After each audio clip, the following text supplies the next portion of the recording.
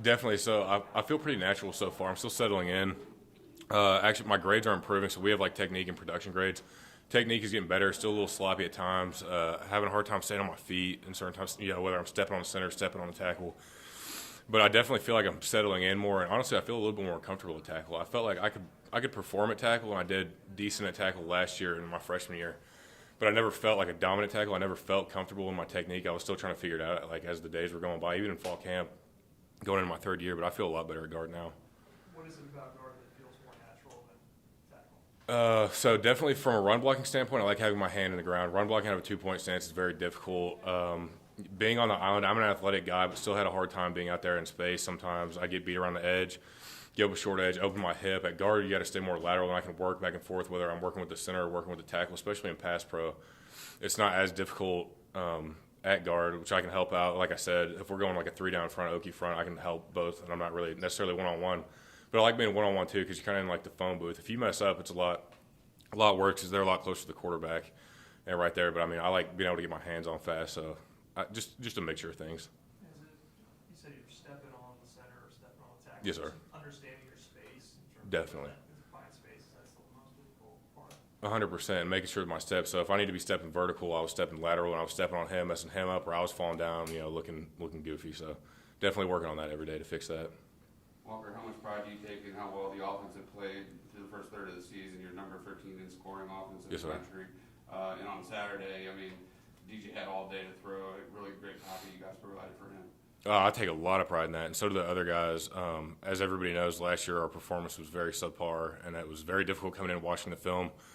When the guys that we have, the 5 that start, and even the guys that don't start, we take so much pride in it, put so much work into it throughout the year, all summer, compete, push each other, and so it's hard. Like especially last year, when you're not performing to where you thought you'd be performing, whether that was like we didn't put in enough work, didn't prepare enough. You go out and you put bad stuff on film, and it's very hurtful to your pride, and you think you're gonna go out there and perform better, and you don't. And it's very nice seeing that piece together, being able to give DJ the time that he needs, open up holes for Shipley and our other running backs, everything like that. Watching that fall into place, it's huge and it's very comfortable. But at the same time, you can't get comfortable because there's a lot more games to play. We've only played 4 games. We're only promised 12 and hopefully more after that. So just got to keep building on that. You've had a chance to kind of see Blake, I guess, grow over the past 4 games. Definitely. Who would you say he's kind of just improved the most since his first game against Georgia Tech? I think he's improved a lot in his confidence. So fall camp, he wasn't really having issues with anybody. Like he blocking everybody. I think once we took it into the game perspective, I think he had a little hard time opening up, but he's been building on that, getting a lot better in practice. His footwork's getting better. His hands are getting better. I think he's getting better all around. I think people forget that he's a true freshman, that he's 18 years old, just got out of high school. And to go out and play against guys that, we just played a Wake Forest team. The D-line was all redshirt juniors, seniors, guys that have been around 5-6 years. So being able to go out there and compete against guys like that, like as a true freshman, that's ridiculous. So he's definitely improving a ton. So when you guys evaluated the tape from Georgia Tech, was it kind of like, okay, he's a true freshman, he's kind of getting his legs just being out there for the first time? A little bit of that, and some of it doesn't always make sense because we have assignments, and sometimes like it looks like he messed up, but it really wasn't his fault.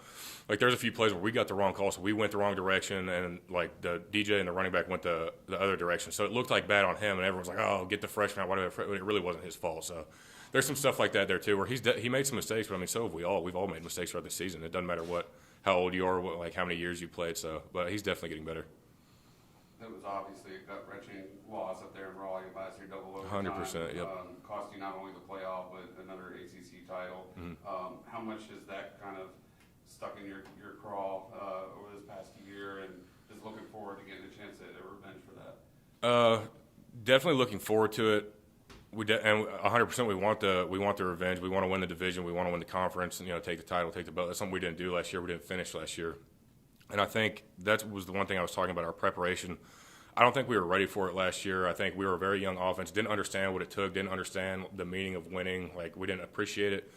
And I think when we got put in that point, last year when we played them, went to the double overtime, I think they wanted it more. I think they knew, what it took. They knew they had put more work in than us, prepared better. They knew their assignments better, and they just beat us. They were the better team last year. So definitely looking forward to that. And we're playing another great team this year. They've returned everybody on defense. Most of the guys, I think 9 out of the 11 starters from last year, but they got a guy back that was hurt last season. That's one of their best players. But, definitely, I don't even know if I'm looking for the revenge, but looking to get better and focus on ourselves and be the Clemson, be the team that we are. Because, we've developed a ton on offense. And I think all around we're a better team, but they're a really good team too. So looking to capitalize on that and just go out and compete and be the team that we are. When you guys were looking back on the tape, was the Bradenstool touchdown when you're talking about successes from the day, was that Bradenstool touchdown, was that one of those ones where you guys were looking at the offensive line and thinking like, we really did the job well today? So I believe I know what you're talking about. With the Bradenstool, are you talking about, I think it was first quarter, went down there, good protection, kind of like scrambling back in the end zone. Yeah, the ball for like 8 seconds. Yeah, definitely. So, I mean, that's really good. And like I said, the more time that he needs, he should have it. On that protection, I think it was supposed to be 4 or 5 seconds and out, which is still a good amount of time. But being able to protect for 7 seconds, I mean, that's huge, and cover those guys up because that was a really good defense. I don't care what people say. You know, everyone's like, we shouldn't be that close with Wake Forest. Again, that was a really good team. That was a veteran team. Their D-line was really good, trained, work hard, and really good competers. I mean, they were relentless effort on most plays. And so, I mean, being able to give him 7 seconds in the pocket, that's really impressive. And we take a lot of pride in that, and we're looking forward to doing that again. Yes, sir. Can you, as an offensive lineman, obviously the quarterback knows it's taking a lot of time. Can you, as an offensive lineman, blocking for 7 seconds? Like, do you think this play's going on for a long time? I mean, there's some plays where, like, I think the ball is gone, I'll turn around, and he's still back there. But then, I mean, we just keep working and keep doing our thing. And on most of that, but most of the time you can feel it, like, even though we don't know what's going on, because that's what whenever I'm blocking, I mean, my face is normally buried. I don't see what's going on. I'm focused on him, like seeing if he's about to make a double move or something like that. I have no idea what's going on. Where the ball? The only way I know if we score is if everybody starts yelling, like running down the field. So normally I just wait on that. But I mean, like I said, we'll just go until as long as it takes. But I mean, that's pretty much it on that. How's communication just been as opposed to kind of this point last year? Do you guys see like a noticeable improvement there across the offensive line, just the communication wise? Yeah, so there's definitely been improved communication. We've had some faults definitely throughout the season so far that we need to get better on. We're definitely not where we need to be at from a communication standpoint. I think we had 2 false starts in the game against Wake. That was communication error, so we definitely have to improve on that. But we are getting better. You know, it's just like we've got a true freshman out there. I'm playing a new position. These aren't excuses. They're no excuses at all. Putnam was playing center for the first time this year, so everyone getting settled in, still learning how to communicate. Speaking of Putnam playing center, you all played next to each other on the line last year. How much does it help in that communication and just chemistry on the field, being next to each other again? Yeah, no, I love it. I love playing next to Putnam. I mean, that's one of my best friends. It's my roommate. So, I mean, we're together pretty much 24/7. I mean, we come here, practice all day, go home, watch the football together, and sit at the house. I mean, there's a lot of chemistry there, and it's easy to play next to him because we'll talk. We'll fight. I mean, we'll, like, even during lifts and everything, we'll compete with each other. We'll yell at each other, but, I mean, it's never personal like that. And he's a natural-born competitor, and he'll really get after it. So having somebody next to you like that, it makes it a whole lot easier. Speaking of Putnam, he talked to us in the preseason about you guys putting it on yourselves to give DJ the time he needs to protect for him so that he can have the season that you guys knew he could have. As you mentioned, it's just 4 games in, there's a long way to go, but how much reward have you guys taken out of seeing the protection hold up for DJ and the narrative start to shift around him too? A ton of rewards so far, and I haven't really – personally, I try not to look at social media, especially in the season, just from the good or the negative that can come from it. But I know that DJ's been getting a lot of love recently, and I love that. I mean, that's one of the hardest working dudes that I've ever seen in my life. That's what Tuesday night after a long practice like tonight, everybody will rush out of here, get home, get food, go home, do homework. He'll be up here watching film for another hour or two, preparing, like getting the game plan and everything. So, especially last season, you know, after Georgia, I mean, various games throughout the season, there wasn't really – I don't think we had a really dominant performance last season. Being able to protect him, let him do what he does. So being able to block for 7 seconds or give him the time that he needs to throw the ball and show people what he can do, I mean, that's one of the best feelings ever because he was getting a lot of stuff last year, a lot of hate and negativity from us performing bad. So, I mean, that was a horrible feeling last year watching him pretty much take all the negativity for us playing bad up front. So it's been really good lately seeing him succeed.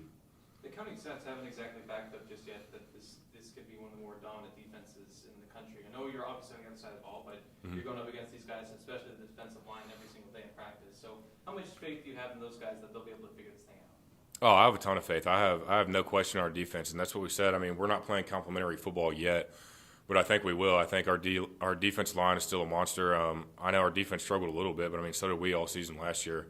And that's what many of the games that we had. It wasn't double overtime, 51-40 something like this last week. It was like 10-7, something like that, where we weren't putting points on the board, and we weren't doing what we needed to do. So I mean, they saved us for many games last year. They pretty much won most of the games for us last year when we weren't performing. So I have no doubt at all that they'll get it figured out, and I still think this is one of the best defenses in the country once they settle in. Go ahead.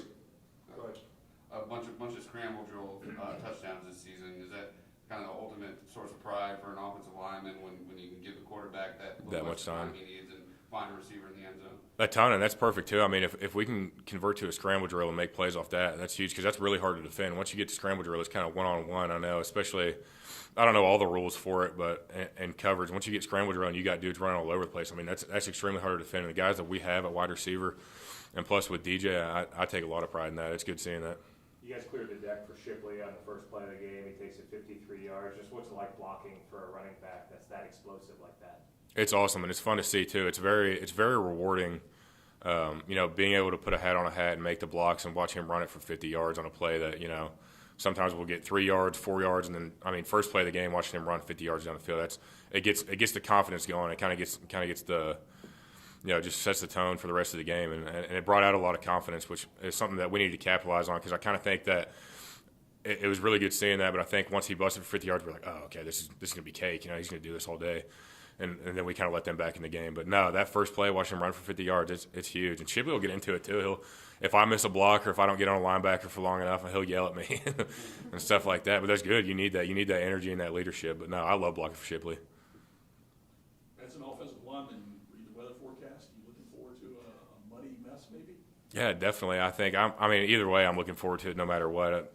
It doesn't change my excitement levels, but I think it'd be fun to play in the rain. I don't remember ever playing in a rain game here at Clemson. I think my freshman year in Miami, I think it rained a little bit, but I only got in the fourth quarter. But I know I think it's Hurricane Ian that's coming through this weekend. But if it's a monsoon, I'm looking forward to it. I think that'd be fun. And do you change your way you prepare for this? And obviously, you should maybe change shoes and things. How does that work? No, so honestly, I haven't thought too much into it. If it's going to be pouring rain, obviously I know it's probably going to be more of a run-heavy game, which I love that. So I'm not worried about that at all. But as far as changing gear or anything, no, I prepare the exact same way. Any questions on Zoom for Walker? Anything else here? You were talking about fighting with Will. Oh, yeah. What would be a situation where you guys get into it? Yeah, so me and Will are extremely competitive with each other just because we're roommates. We've been best friends since I've been here, so for about 3 years, and compete over anything and everything. If we're doing sprints or something like that, if he beats me, he'll say something, and then we'll exchange words that I'm not going to go into detail about. And then next rep, I'll beat him, and I'll exchange words back and forth. So it's either that, whether we're lifting or something, and I'm not going hard enough, he'll say something. We had a drill called Jingle Jangle. I know it sounds funny, but you have like 2 cones that are about 10 yards apart, and you run. You have to do like a crossover step, touch, and touch. See how many you can get in like 15 seconds.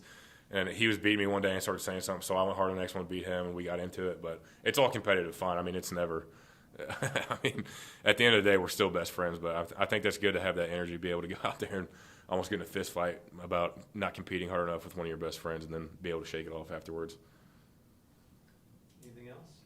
Well, just one more thing on that. Dabo was saying that Will Putnam, I guess, back in Florida, had these buckets with concrete that he was trying. Oh, yeah, I believe it, absolutely.